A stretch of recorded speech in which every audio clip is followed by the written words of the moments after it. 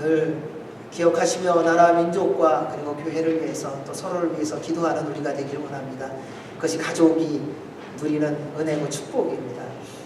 요즘에 한동안 한 몇 주 동안 비가 많이 와서 먼 산을 보니까요, 알프스 산이었습니다. 이렇게 얼마나 멋진지, 지금 알프스에 와 있는지 로키 산맥에 와 있는지 저희가 캘리포니아에 사는지 이렇게 모를 천국에 살고 있습니다. 이것이 다 하나님이 주신 은혜인 줄로 압니다. 여러분 언제가 가장 행복하세요? 언제가 가장 기쁘세요? 우리가 원하는 것이 됐을 때 가장 기쁘고 행복하다고 하는 믿음이 있더라고요. 그런데 별로 그렇지 않더라고요. 돌아보니까요, 내가 원하는 것을 가지면요, 한순간은 행복하고 기쁜 것 같은데 그 순간 지나고 나면 별거 아니더라고요. 그 다음 또 원하는 게 생기더라고요. 그래서 사람은 어떻게 만족시켜줄 수 없는 존재가 아닌가라는 생각을 해보게 됩니다. 그런데 주님 안에서 우리의 삶을 돌아보면 우리가 정말 행복했던 때가 언제인지를 확인할 수 있습니다. 그리고 그 행복은 없어지지도 않고요, 덜해지는 게 아니라 더해지는 은혜가 있더라고요. 그게 언젠가 봤더니요, 구원을 받은 데더라고요. 여러분, 구원의 감격 속에서 살면요, 날마다 더 행복해지는 거 아세요? 세상에 어떤 거는 좀 없어지고 뭐 있고 이러는데요, 구원의 감격 속에서 살면 날마다 기쁨이 있고요, 날마다 행복해지더라고요. 그래서 하나님께서 그 놀라운 은혜와 복을 우리에게 주신 것입니다. 우리가 구원을 받게 된 것은 우리의 노력과 수고가 아닌 거 다 아시잖아요. 전적으로 하나님의 은혜요 사랑입니다. 이것이 바로 우리가 날마다 누리며 살아가는 하나님께서 주신 하늘에 속한 가장 신령한 복이기도 합니다. 세상의 어떤 것과 바꿀 수 없는 가장 소중하고 값진 보물이죠. 그런데 이걸 바꾸는 사람이 너무 많아요. 감정하고 바꾸고요, 어느 날은 누구하고 이게 말다툼하다 바꾸고요, 싸우다가 그런 일 많더라고요. 당신 구원 받았다며, 내가 구원을 받았는지 10원을 받았는지 당신은 상관하지 마, 이러시더라고요. 그건 그렇게 말할 만한 것이 아니라는 겁니다. 구원받은 것은 세상에 어떤 것과 바꿀 수 없는 거예요. 구원의 받음을 늘 인정하고 있고 인식하고 있고 누리고 있다면요, 지금 삶의 형편에 어떤 풍랑이 친다 할지라도 우리는 감사하며 기뻐하며 산다는 것입니다. 성경의 모든 인물들뿐만 아니라 오늘날 이 시대를 살아가고 있는 우리도, 여러분도 마찬가지라는 거예요. 사랑하는 여러분, 구원의 감격 속에 살아갈 때에 여러분의 삶의 환경이 그것을 방해하지 못했었습니다. 오히려 삶의 모든 것이 구원의 감격을 이기지 못하고 구원의 감격이 그 모든 삶의 환경을 해석하게 해줬어요. 이것이 구원의 감격 속에서 살아가는 하나님이 우리에게 주신 가장 큰 신령한 복이요 축복이라는 것입니다. 이 귀한 것을 무엇과 바꿀 수 있겠습니까? 그래서 모든 성도들로 구원받음 속에서 하나님의 은혜의 영광을 찬송하게 하시며 그의 영광의 찬송이 되게 하셨습니다. 따라서 이제는 여러분, 날마다 구원의 신령한 복을 누리는 자로서 감사와 기쁨의 삶을 매일매일 살아가시기를 주의 이름으로 축원합니다. 이제 누구도 여러분의 구원받음을 빼앗아갈 수 없음을 좀 고백하십시오. 그것을 선포하세요. 그리고 좀 들으세요. 하루에 아침에 일어날 때 나는 구원받은 하나님의 자녀다 한번 외쳐보세요. 그리고 그 목소리를 좀 스스로 들어보세요. 그리고 주님이 나의 아버지이시다, 잠자리에 들기 전에 그 고백을 한번 해보십시오. 그러면 잠자면서도요, 예수님 꿈꾸면서 잘 주무실 거예요. 뒤척이지 않을 거예요. 요즘에 저는 눕기만 하면 잠이 들어요. 왜 그런지 모르겠어요. 몇 시에 눕느냐가 아니라 그냥 누우면 자요. 그 옆에서 아내가 그러더라고요. 참 당신 복도 많다. 복이 뭔지 아세요? 머리를 베게 되면 자는 거예요. 여러분, 다른 게 복이 아니더라고요. 돈 많이 벌면 복인 줄 알았는데 그게 복의 한 부분은 될 수 있을지 모르지만요, 돈 많이 번 사람 보니까요, 고민이 많더라고요. 야, 이거 어떻게 쓰지 고민하고요, 누가 뺏어가면 어떡하지 고민하고요. 근데 하나님의 복을 받은 사람은요, 지금은 어떻게 사는지 거기에 대한 관심이 아니라 하나님이 나와 함께 하신다는 믿음 속에서요, 그냥 어디든지 머리만 대면 그냥 자요.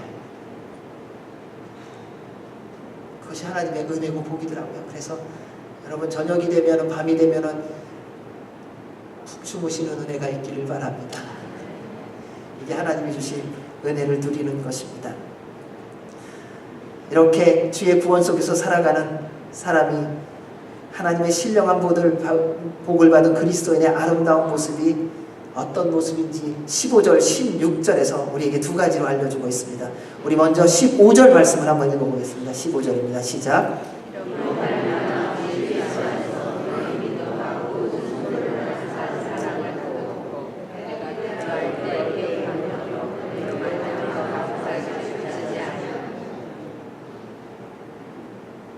네, 아멘.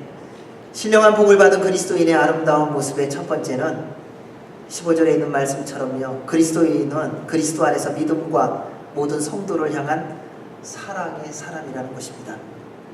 우리는 항상 예수 그리스도 안에서 거합니다. 여러분은 날마다 주님 안에서 사는 사람입니다. 여러분의 삶은 예수 그리스도 안에 있습니다. 그래서 구별된 삶을 살고 있습니다. 먹든지 마시든지 무엇을 하든지 하나님의 영광을 위해서 살아가는 분이 바로 여러분입니다. 여러분이 뭘 하든지 그것을 통해서 주님의 영광이 드러나야 하고요. 드러나고 있습니다. 우리는 하나님의 영광을 위해서 살기에 삶의 주인이 예수님이고요. 삶의 기준이 예수님이시고요. 삶의 목표가 예수님입니다. 여러분은 어떤 모습으로 봐든 어떤 각도에서 봐든 여러분을 통해서 예수 그리스도가 발견되어야 된다는 겁니다. 여러분의 표정을 봐도 예수님이 발견되어야 되고요. 여러분의 언어를 들어도 예수님의 음성이 들려야 되고요. 여러분의 행함을 봐도 주님이 이렇게 섬기시는 거구나, 우리 주님이 나를 이렇게 대하시는구나 라는 것을 볼 수 있어야 된다는 겁니다. 그게 예수 그리스도를 믿는 사람, 주님 안에서 살아가는 사람이라는 거예요. 왜요? 날마다 주님을 물들어가기에 행하는 삶의 모든 것을 통하여 주님만이 드러나기 때문에 그렇습니다. 그래서 저는 그러한 꿈이 있습니다. 어디를 가든지 보면 예수님 닮았네요 라는 소리를 듣는 거예요. 여러분, 예수님 믿는 사람이 들어야 되는 소리는 거기에 있습니다. 이렇게 뵈면은 형제님 뵈니까 꼭 주님 뵙는 것 같아요. 뭐가요? 말하는 게 그래요. 자매님 보니까 꼭 주님 만난 것 같은데 뭐가요? 표정을 보니까 그래요. 아버님을 보니까 꼭 주님을 만나는 것 같아요. 뭐가요? 삶의 모습을 보니까요. 여러분, 우리는 예수님을 믿고 주님을 닮아가고 주님 안에 산다는 것에 대해서 너무 현학적인 해석들, 지식적인 해석들이 많습니다. 그런데 말씀을 보면은 주님 안에 살고 주님을 닮아가는 것은 굉장히 실제적이고 현실적인 것입니다. 우리가 살아가는 삶의 구석구석에서 예수 그리스도의 흔적이 있는 그대로 보여지는 것입니다. 그래서 말 한마디에도 예수님의 언어가 있고요. 표정 하나에도 주님의 눈길이 있고요. 삶의 행동 하나에도 주님의 행하심이 있다는 것입니다. 그래서 우리는 항상 예수 그리스도의 믿음과 사랑의 삶을 살아갈 수 있는 것입니다. 믿음과 사랑은 하나님의 사랑과 은혜로 예수님을 믿고 성령님으로 인치심을 받은 모든 성도의 열매입니다. 이처럼 믿음과 사랑은 그리스도인의 신앙의 두 가지 특징이기도 한데요. 이것은 주 예수를 믿는 믿음과 이웃을 향한 사랑입니다. 우리가 예수님을 믿는 증거는요, 이웃을 사랑하는 것을 통해서 보여줄 수 있습니다. 그래서 우리가 예수님 믿는지 안 믿는지는요, 세상 사람들이 더 잘 알더라고요. 왜냐하면 세상 사람들은요, 어렵고 고난과 가난에 있는 자들을 돕는 사람들을요, 잘 살펴보고 있는 거 아세요? 안 보는 것 같은데 다 보고 있더라는 겁니다. 내가 예수님을 정말 믿고 있는지에 대해서 스스로 가늠할 수 있는 게 있습니다. 누가 보든 안 보든 이웃을 사랑하고 있는가 하는 것입니다. 정말 어려움과 고난 가운데 있는 자, 아무도 찾아주지 않는 자를 찾아주고 있는가. 그것이 바로 주님을 믿는 믿음의 모습이라는 겁니다. 왜냐하면 믿음은요, 행동을 하게 하는 힘입니다. 누구나 믿는 대로 행동하더라고요. 예전에 그런 얘기를 들은 적이 있어요. 도박을 하는 사람의 이야기였어요. 왜 도박을 하느냐고 물어봤더니요, 자기는 딸 것을 믿는데요. 그럼 믿지 않고는 못합니다. 무슨 행동을 하든지 다 믿는 대로 행동하게 되어 있는 것입니다. 그럼 누구하고 싸울 때 내가 질 줄 알고 싸우는 사람은 없습니다. 어쨌든 내가 이길 거라는 믿음을 가지고 싸우기 시작하는 겁니다. 무엇을 하든지 우리는 동일한 모습을 볼 수 있습니다. 그래서 성경은 그에 대해서 이렇게 말씀합니다. 야고보서 2장 14절에서 17절, 26절 말씀입니다. 우리 함께 말씀을 읽어보도록 하겠습니다. 시작.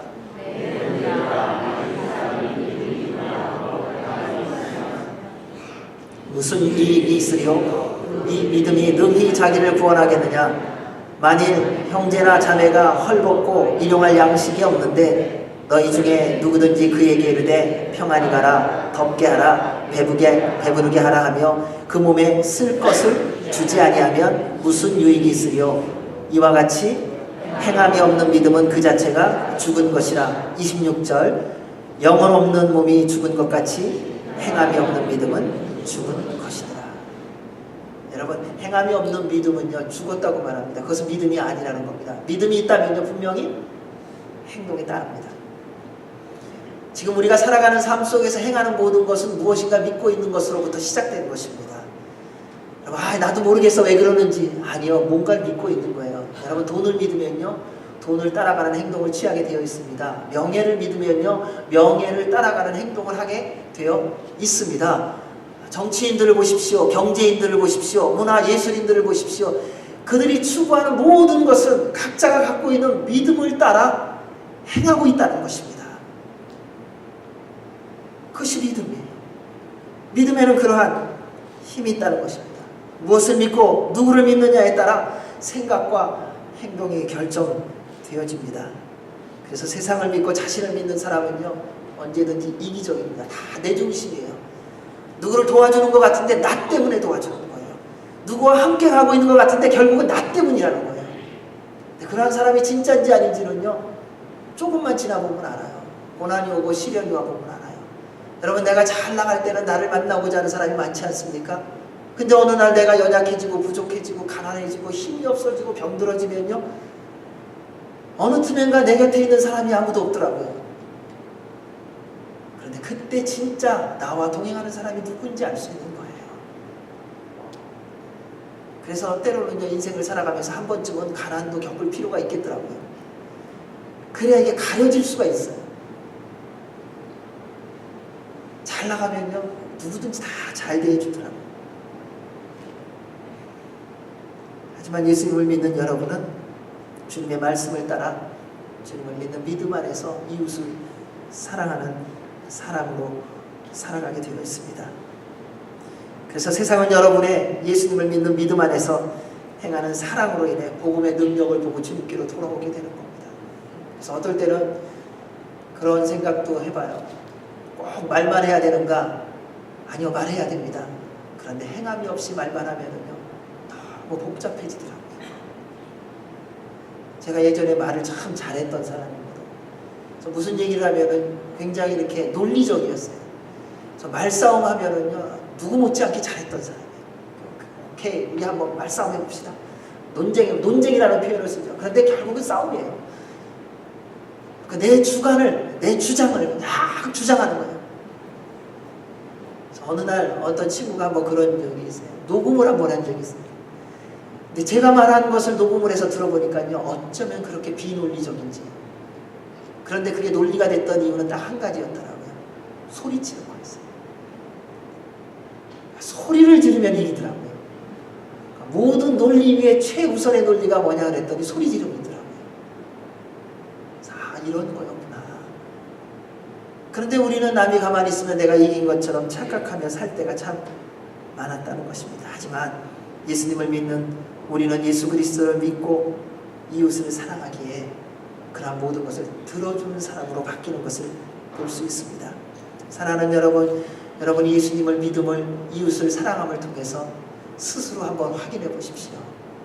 그때 주님께서 여러분의 삶을 통하여 영광을 받으실 줄로 믿습니다. 다시 말씀을 보면요, 주 예수 안에서 너희 믿음과 모든 성도를 향한 사랑을 나도 듣고 소리 없이 했습니다. 겸손하게 했습니다. 아무도 모르게 했습니다. 그런데 결국 다 드러나고요, 보여지더라는 거예요. 여러분, 오늘날은요, 자기 홍보 시대라요, 너무 시끄럽지 않습니까? 내가 이거 하고 있어. 너 내가 누구 어떤 사람인 줄 알아? 나한테 어떤 능력이 있는 줄 알아? 나한테 잘 보여봐. 그런데 진짜 이 사람은요, 아무 얘기 없이 슬그머니 가서 도와줘요. 신학교 때 그런 일들이 참 많았습니다. 저희가 신학교 다닐 때는 대부분 신학생들 동기들이 다들 가난했거든요. 그러니까 하루에 한 끼 먹는 게 감사한 거였어요. 그러니까 저녁 되면 이제 공부 끝나고 나면 기도탑에 올라가서 기도하는 거예요. 하나님, 내일도 양식이 없는데 우리 애들은 어떻게 해요? 그리고 눈물을 흘리며 기도하고 이제 밤늦게 집으로 돌아가요.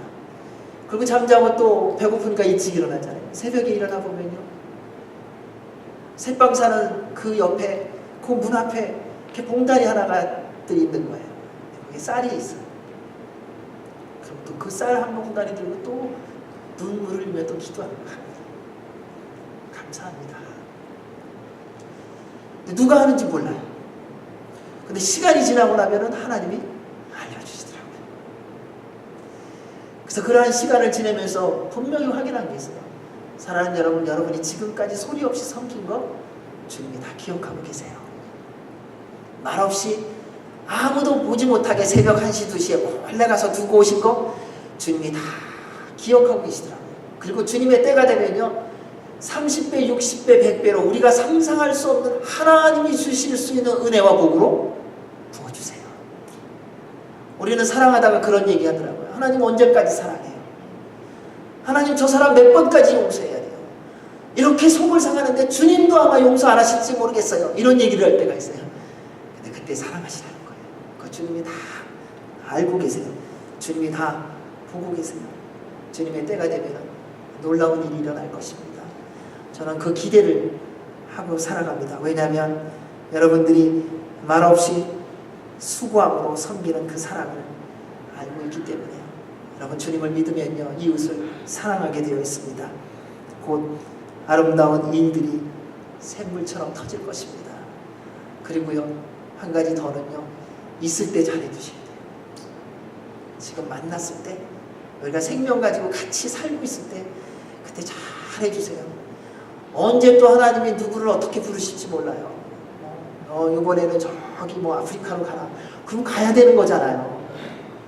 우리는 만날 때는 꼭 그런 생각하더라고요. 아, 저 사람하고는 앞으로 10년, 20년은 더 있을 수 있겠지? Who knows? 모르더라고요. 주님의 뜻이 이루어지는 것이더라고요.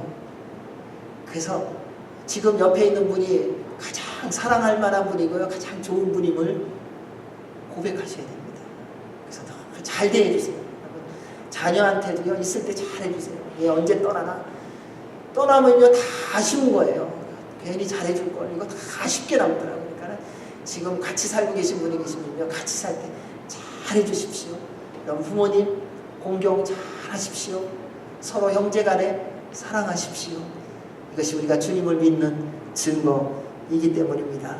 그때 주의 영광이 드러날 겁니다. 여러분의 주님 안에서 주님을 향한 믿음과 모든 성도를 향한 사랑으로 인해 여러분의 가정에서, 직장에서, 믿음의 공동체 안에서 주님의 능력이 날마다 일어나기를 주의 이름으로 축원합니다. 두 번째 16절에 있는 말씀처럼요, 내가 기도할 때 기억하며 너희로 말미암아 감사하기를 그치지 아니한다. 두 번째, 그리스도인은요, 하나님의 신령한 복을 받은 그리스도인은 기도할 때 기억나는 사람이고요, 기억할 때마다 감사하게 하는 사람이라는 것입니다. 사도 바울이 소아시아의 성도들에게 편지를 쓰면서 고백한 것입니다. 그들은요, 그러니까 기도할 때 생각나는 사람이라는 거예요. 근데 어떻게 생각나느냐? 참 감사하는 사람으로, 와, 주님을 향한 그 믿음, 그리고 성도를 향한 그 사랑, 이 모든 게 다 생각나서 감사하게끔 하는 사람. 문제가 있어서 기억나는 사람이 기도하게 하는 사람이 아니라는 거예요. 우리는 어떤 사람 기도하는가 가만 보니까요, 문제 있는 사람들만 위해서 기도 많이 하잖아요. 근데 저는 여러분이 앞으로 이런 사람이 되셨으면 좋겠어요. 기도하면 생각나는 거예요. 장로님, 권사님, 집사님, 형제님, 자매님 생각나는데 너무 좋은 기억이, 하나님 그분을 통하여 영광 받아주셔서 감사합니다. 그분이 소리 없이 어렵고 고난 가운데 있는 자를 돕는다는 소식을 들었습니다. 그를 통하여 주의 나라가 확장되어지니 감사합니다. 그럼 이것이 하나님의 복을 받은 사람이 누군가 기도하는 사람에게 기억나는 내용이에요. 근데 그분들이 누구냐? 저는 여러분이 될 줄로 믿습니다. 사랑하는 여러분, 기도할 때 여러분이 어려워서 힘들어서의 그 부분만 기도하는 게 아니라 여러분을 기도할 때마다 감사하게 하는 사람, 이것이 그리스도인의 모습이라는 것입니다. 오늘날 하나님께서 세상에 자랑하는 그리스도인, 하나님의 자녀의 모습입니다. 세상의 소금과 빛의 역할을 넉넉히 감당하며 살아가는 하나님의 사람들이기 때문입니다. 하나님은 여러분을 세상에 자랑하고 싶어 하세요. 따라서 하나님을 믿음으로 이웃을 사랑하며 살아가시기 바랍니다. 누군가 기도할 때 기억나고 주님께 감사하는 사람이 되게 하실 것입니다. 우리 17절에서 19절 말씀을 같이 읽겠습니다. 17절에서 19절 시작. 우리 주 예수 그리스도의 하나님, 하나님을 알게 하시고 그의 부르심의 소망이 무엇이며 성도 안에서 그 기업의 영광의 풍성함이 무엇이며 그의 힘의 위력을 역사하심을 따라 믿는 우리에게 베푸신 능력의 지극히 크심이 어떠한 것을 너희로 알게 하시기를 구하노라. 아멘. 하나님의 사람의 모습을 고백하며 그리고 그들을 위하여 중보기도 하는 내용입니다. 기도할 때 생각나고 감사하게 하는 사람을 위하여 사도 바울이 기도한 내용입니다. 우리가 주님 안에서 서로 중보 기도를 할 때에 함께 기도해야 될 내용이기도 합니다. 17절에 이렇게 고백했습니다. 우리 주 예수 그리스도의 하나님, 영광의 아버지께서 지혜와 계시의 영을 너희에게 주사 하나님의 알게 하시고, 우리가 중보 기도할 때 가장 먼저 해야 될 게 뭐냐면, 하나님, 우리 형제 자매가 성령님 충만하여서 날마다 하나님을 알아가게 하여 주시옵소서. 하나님을 아는 것이 가장 중요합니다. 왜냐하면 이렇게 세상이 어두워지고 교회까지도 세상의 물결에 휩쓸리게 된 이유는 사실은 하나님을 모르기 때문입니다. 여러분, 하나님을 알면요, 하나님이 무엇을 기뻐하시는지 알게 됩니다. 무엇이 기뻐하는지 알게 되면요, 그 기뻐하심을 따라 순종하며 살아가게 되어 있습니다. 그런데 우리가 사실 하나님을 잘 모르더라는 거예요. 우리가 인간관계도 마찬가지 아닙니까? 누군가 만났을 때 아는 것 같은데 잘 몰라요. 어떤 분들 이런 얘기 하잖아요. 40년을 같이 살았는데 40년 지나고 나서 얘기하는 게 뭐냐면요, 내가 40년 동안 당신을 얼마나 몰랐는지 깨달았다는 거예요. 그게 우리가 살아가고 있는 삶의 모습이에요. 여러분, 우리는 살아가면 살아갈수록 무엇인가 알아가는 것이 정상이라고 생각하는데 때로는 그 반대로 될 때도 많더라고요. 우리가 신앙생활을 30년하고 50년하고 평생을 했는데, 몇 대를 했는데 정말 우리가 하나님을 얼마나 제대로 알아가고 있는가. 새 말씀을 준비하며 다시 제 모습을 돌아봤어요. 하나님, 지난 모든 시간 속에서 주의 일을 했다고 하는데 정말 하나님을 제가 알았습니까? 하나님을 정말 날마다 알아가고 있다면 제가 지금 이렇게 생각하고 이렇게 살아가겠습니까? 그래서 회개하게 하셨어요. 하나님을 알아간다면 그러지 않을 것이기 때문에요. 하나님을 모르면 먼저 구해야 될 것이 무엇인지 모르게 됩니다. 예수님께서는 우리가 먼저 구해야 될 것이 무엇인지를 말씀해 주셨습니다. 우리 마태복음 6장 31절에서 33절입니다. 같이 읽습니다. 그러므로 염려하여 이르기를 무엇을 먹을까? 무엇을 마실까? 무엇을 입을까 하지 말라. 이는 다 이방인들이 구하는 것이라. 너희 하늘 아버지께서 이 모든 것이 너희에게 있어야 할 줄을 아시느니라. 그런즉 너희는 먼저 그의 나라와 그의 의를 구하라. 그리하면 이 모든 것을 너희에게 더하시리라. 사랑하는 여러분, 인생을 살아가면서 결국 우리가 고민하고 갈등하는 게 뭡니까? 무엇을 먹을까? 무엇을 입을까? 무엇을 마실까요? 이거저거 다 정리하고 나면, 그런데 우리 예수님이 우리에게 말씀하십니다. 너희는 그거 걱정하지 말아라. 염려하지 말아라. 너희는 먼저 하나님의 나라와 하나님의 의를 구하라. 그리하면 그 모든 것, 내가 너에게 이미 공급한 것, 내가 다 준비해놓고 때에 따라 주는 것을 누리게 될 것이다. 이것이 우리 주님이 우리에게 말씀하신 것입니다. 무엇을 하든지요, 순서와 질서가 중요합니다. 질서가 무너지면요, 무질서가 되고요, 순서가 무너지면요, 혼란스러워집니다. 세상의 모습을 보십시오. 요즘처럼 무질서하고 혼동스러운 시대가 어디 있습니까? 질서가 없어졌기 때문이에요. 순서가 사라졌기 때문이에요. 어른도 없고 젊은이도 없습니다. 서로 사랑한다고 말하지만 다 감정적인 사랑만 있지 않습니까?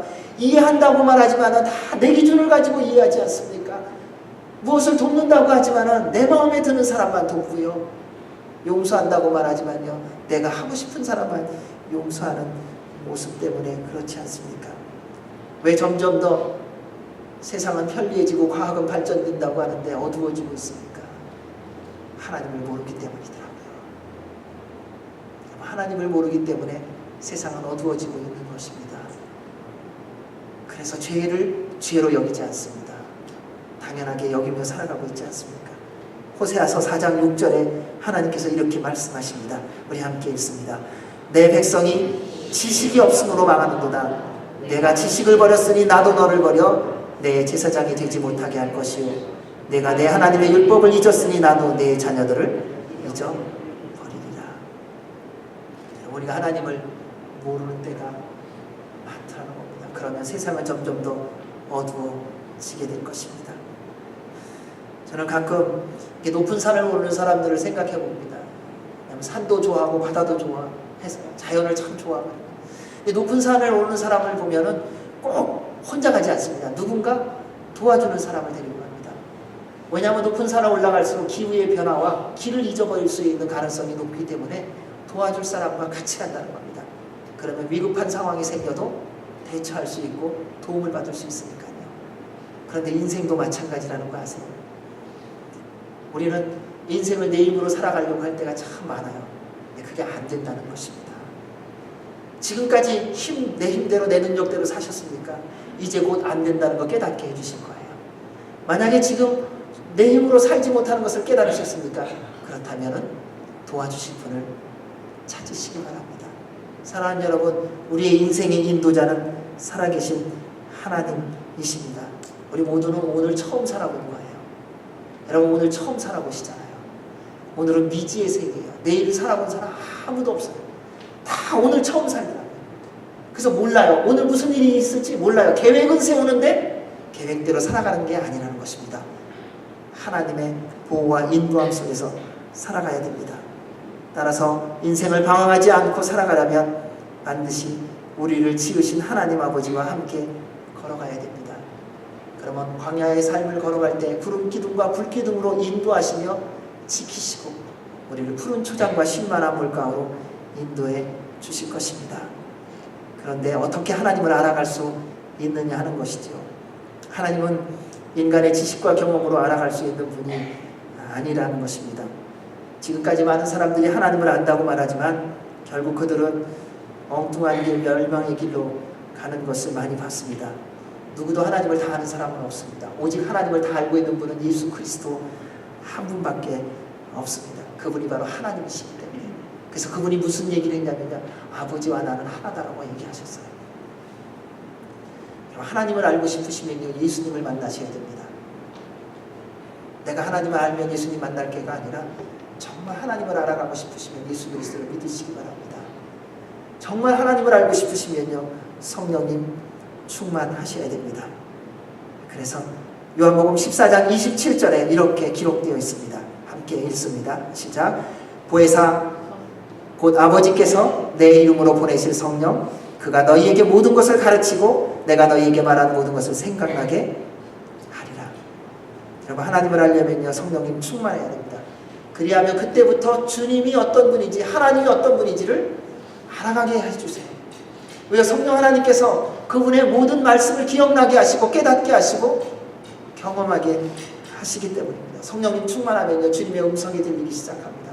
성령님 충만하면요, 주님의 영광이 보이기 시작합니다.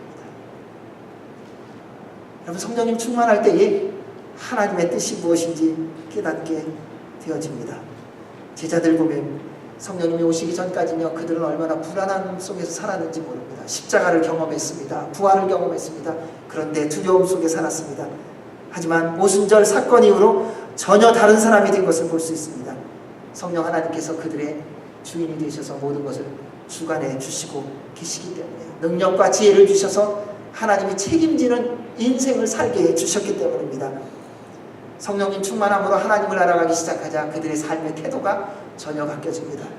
저는 그들의 모습을 보면서 우리 안에 얼마나 성령님의 충만함이 있어야 되는지를 간절히 사모하게 되었습니다. 성령님 충만하고 나니까 능력이 생긴 거 아세요?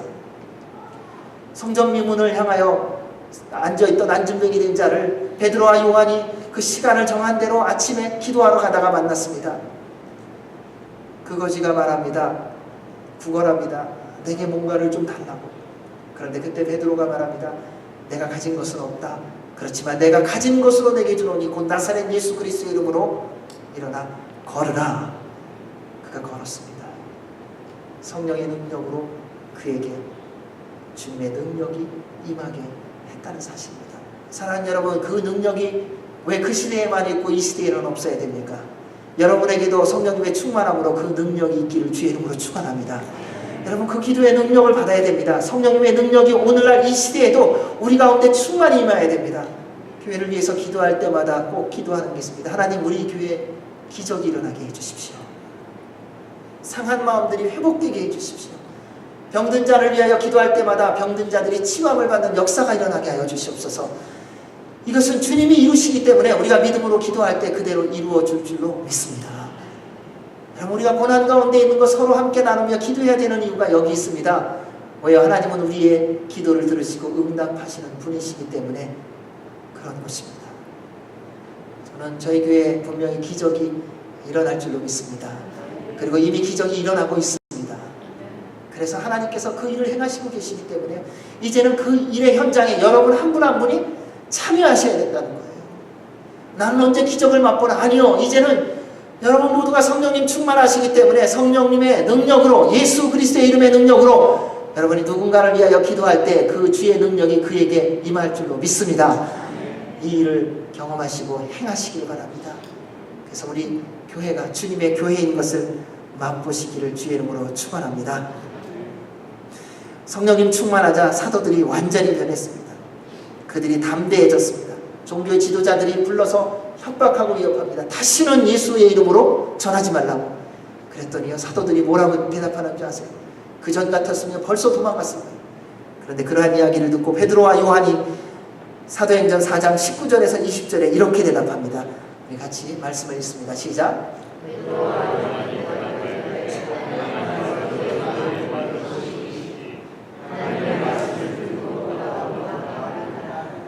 우리는 보고 들은 것을 말하지 아니할 수 없다 하니. 성령님 충만하면요, 보고 들은 대로 전하게 되어 있습니다. 여러분에게 목회자를 위하여, 지도자를 위하여, 특별히 목회자를 위해서 기도를 부탁드립니다. 목회자들이요, 하나님의 말씀을 보고 들은 대로만 전하도록 꼭 기도해 주셔야 됩니다. 그리고 성령님 충만하도록 꼭 기도하셔야 됩니다. 이게 무슨 일을 하다가 보니까요, 좀 잘 되면요, 딴 길로 빠지는 게 참 쉽더라고요. 근데 그 첫 마음을 잃어버리지 않도록 꼭 기도해 주셔야 됩니다. 그것이 성령님의 충만함으로 이루어질 수 있는 것입니다. 우리는 하나님을 아는 만큼 믿을 수 있습니다. 그리고 믿는 만큼 순종합니다. 그런데 동시에 믿고 순종한 만큼 또 알아가게 되어 있습니다. 하나님을 알아갈수록 지혜롭고 담대해지고요, 하나님을 알아갈수록 겸손하고 성실합니다. 하나님을 아는 만큼 예수님을 닮아가며요, 날마다 삶 속에서 승리의 삶을 살고요, 하나님을 아는 만큼 하나님의 능력을 사용할 수 있습니다. 주님을 아는 만큼 우리가 삶 가운데서 주의 말씀이 이루어지는 경험을 할 수 있고요, 주님을 아는 만큼 기쁨과 자랑의 삶을 살아갈 수 있습니다. 따라서 사랑하는 여러분, 숨쉬는 순간마다 성령님의 충만을 구하시기를 주의 이름으로 축원합니다. 그리고 우리가 누군가를 위해서 기도할 때마다 가장 먼저 성령님의 충만을 구하시기 바랍니다. 그를 통해 하나님을 알아가며 주님의 영광이 되는 삶을 살도록 중보기도 해주시기 바랍니다. 두 번째는 18절 19절 말씀입니다. 우리 다시 한번 18절 19절 말씀을 읽어보겠습니다. 시작. 너희 마음의 눈을 밝히사 그의 부르심의 소망이 무엇이며 성도 안에서 그 기업의 영광의 풍성함이 무엇이며 그의 힘의 위력으로 역사하심을 따라 믿는 우리에게 베푸신 능력의 지극히 크심이 어떠한 것을 너희로 알게 하시기를 구하노라. 두 번째 중보기도의 내용은 성령님의 충만함으로 마음의 눈을 뜨게 하여 주시옵소서. 무엇을 보느냐가 중요한 거 알고 계시죠? 무엇을 보느냐에 따라 무엇을 생각하느냐가 결정이 되더라고요. 그래서 세상이 매스미디어가요, 우리에게 보여지는 것에 심혈을 기울이는 것입니다. 어찌해서든지 우리의 시야를 빼앗아가기 위해서요, 최선을 다합니다. 얼마나 현란하게 하는지요. 우리가 한번 보면요, 그 보는 것을 멈추지 않게 만들려고 합니다. 드라마 보십시오. 한번 보면요, 그 다음 편이 궁금해지게 만들잖아요. 근데 별로 중요하지 않는 거거든요. 근데 그게 그렇게 중요해져요. 그 일주일을 그냥 그 드라마 시간을 기다리더라고요. 그래서 1시간 전부터요. 목욕 재개하고 간식, 커피 다 앞에다가 차려놓고요. 드라마 시간 기다리면서 가만히 앉아있으면 재림하도록 그 드라마의 재림과 임재를 기다리면서요. 그 앞에 앉아 계시더라고요. 이게 보는 것의 능력이에요. 견물생심이라고 하죠. 무엇을 보느냐에 따라 무엇을 원하느냐가 결정이 되더라고요. 여러분, 우리가 요즘에 원하는 게 여러분 뭐세요? 그거 뭔가 본 거예요. 내가 본 무엇인가가 나로 하여금 그것을 원하게 만들더라는 것입니다. 현대의 특징은 개인주의와 이기주의와 물질 만능주의입니다. 오늘날의 삶을 보면요, 적당한 교만과 오만은 애교처럼 여겨지는 것 같아요. 마치 삶의 양념 같아요. 적당하게 거짓말하고 적당하게 타협하고, 그렇죠? 내 거 알아서 챙기고, 이 세상을 살아가는 것에 있어서 별로 바꿔줘야 될 부분이 아니라 그냥 마땅한 것처럼 여겨지는 시대가 되어가고 있지 않습니까? 허세부리고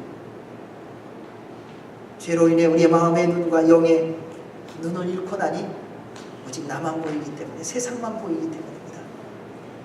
영의 눈을 잃고 나면요, 마음의 눈을 잃고 나면요, 이제 보이는 것은 어둠밖에 없더라는 것입니다. 이런 세상의 유일한 소망은 우리 구주 예수 그리스도 뿐이십니다. 그분이 길과 진리와 생명이시기 때문입니다. 예수님을 세상에 보여줄 사람이 누군지 아세요? 바로 여러분이세요. 그래서 교회가 세상의 소망이라고, 세상의 빛이라고 말하는 것입니다. 사랑하는 여러분, 여러분 그러한 세상의 빛으로서 부름을 받고 이곳에 오신 거예요. 세상은 여러분을 통하여 예수님을 보기를 원합니다. 세상은요, 빛을 보기를 원해요. 어둠에 있는 사람이요, 찾는 게 뭔지 아세요? 어둠인 것 같죠? 아니더라고요. 빛이더라고요. 얼마나 방황하는지 모릅니다. 얼마나 갈등하는지 모릅니다. 이렇게 살면 안 된다고 본인들이 잘 알고 있습니다. 그런데 어떻게 살아야 될지를 보여주는 사람을 찾지 못하는 거예요. 여러분, 욕하는 친구들을 만나보니까요, 너 왜 이렇게 욕하냐고 물어봐요. 나도 몰라요. 이렇게 욕하는 게 좋냐고.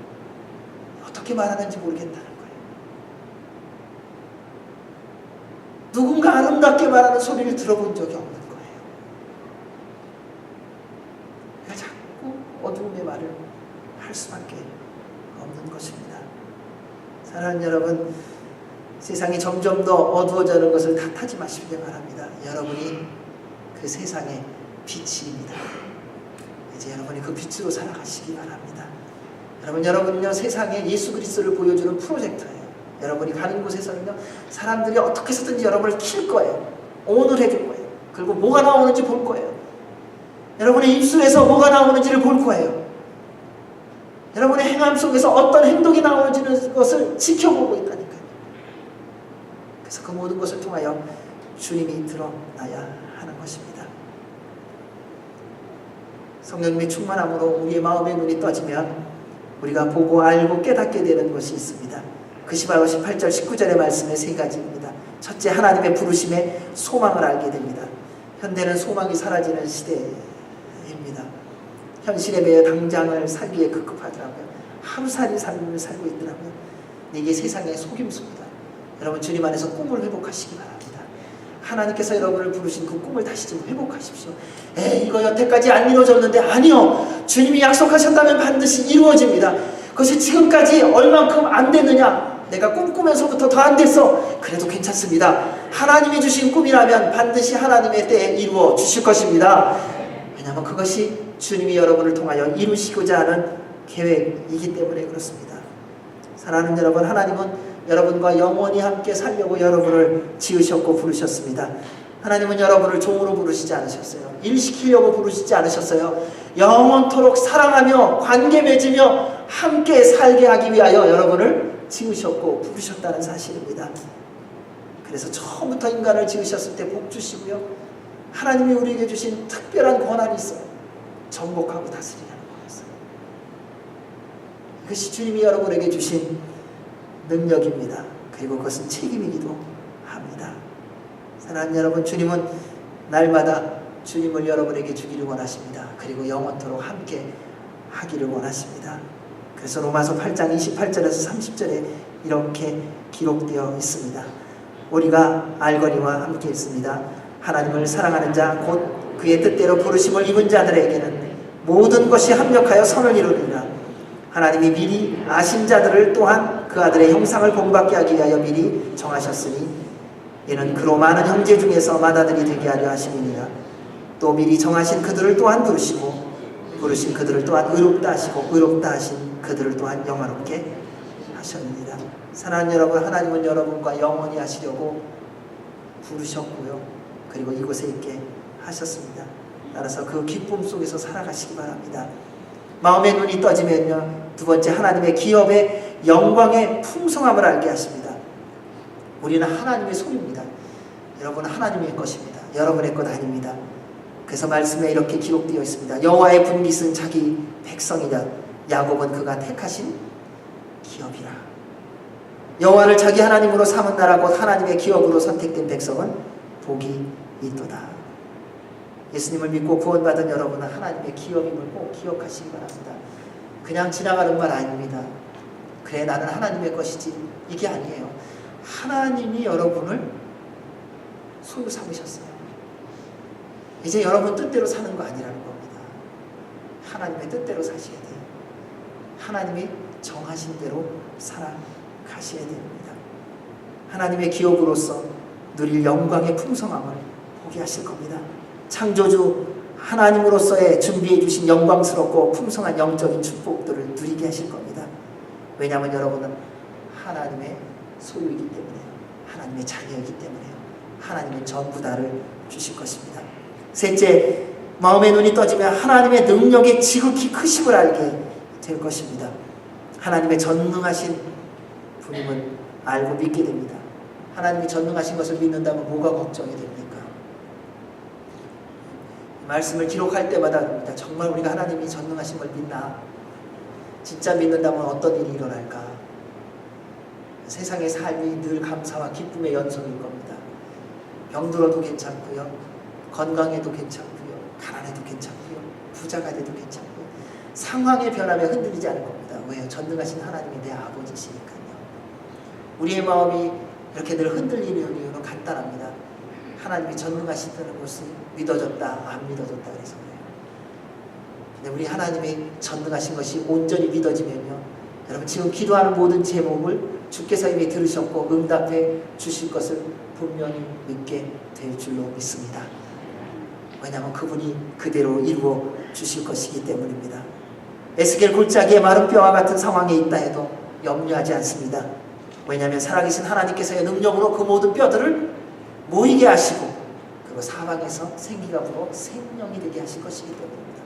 여러분 그 믿음으로 우리 한번 이 말씀을 읽기를 원합니다. 여러분 에스겔 골짜기와 같은 상황에 계세요.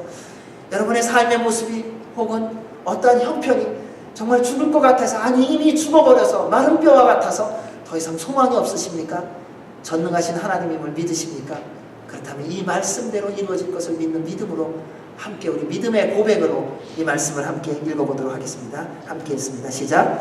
주 여호와께서 이 뼈들에게 이같이 말씀하시기를 내가 생기를 너희에게 들어가게 하리니 너희가 살아나리라. 아멘. 사랑하는 여러분, 여러분의 인생 가운데 마른 뼈와 같은 영역이 있습니까? 주님의 이 약속의 말씀을 믿음으로 받아들이시기 바랍니다. 사방에서 생기가 불어나 주님으로 말미암아 살아나는 역사가 일어날 줄로 믿습니다. 그것이 우리 주님께서 약속하신 것이기 때문에 그렇습니다. 사랑하는 형제자매 여러분, 성령님의 충만함으로 날마다 마음의 눈, 영의 눈이 밝아지기를 바랍니다. 그로 인해 하나님의 부르심의 소망과 하나님의 기업의 영광의 풍성함과 하나님께서 우리에게 베푸실 그 지극히 크신 능력을 날마다 누리시기를 주의 이름으로 축원합니다. 마음의 눈이 떠지면 다르게 보여질 것입니다. 왜냐하면 주님의 눈으로 보기 때문입니다. 이제는 주의 눈으로 보시기 바랍니다. 주의 귀로 들으시기 바랍니다. 여러분 주의 몸으로 살아가시기 바랍니다. 날마다 주의 말씀이 이루어지는 기적의 삶을 살게 될 것입니다. 사랑하는 여러분, 이제부터는요 우리가 서로를 생각할 때마다 이렇게 중보기도 해주시기 바랍니다. 하나님, 우리 사랑하는 형제 자매 늘 성령님 충만하게 하여 주셔서 날마다 하나님을 알아가게 하여 주시옵소서. 그리고 마음의 눈이 날마다 떠지게 하여 주셔서 하나님의 부르신 소망을 깨닫고 주께서 그 기업의 풍성함을 주시는 것을 날마다 누리며 하나님의 전능하심을 누리며 매일매일의 삶이 주님의 영광과 기쁨과 자랑이 되게 하여 주시옵소서. 이 기도의 제목대로 늘 이루어가시고 누리시는 여러분 모두가 되시기를 주의 이름으로 축원합니다. 하나님 아버지, 우리 모두에게 성령님의 충만함을 부어주시옵소서. 그로 인해서 날마다 주님을 더 알아가게 하여 주시고 마음의 눈이 떠져서 하나님의 부르심을 알고 하나님의 기업의 영광의 풍성함을 누리며 하나님의 크신 능력을 믿고 누리는 매일의 삶을 살아가는 주의 백성들 되게 하여 주시옵소서. 예수님 이름으로 기도하옵나이다. 아멘.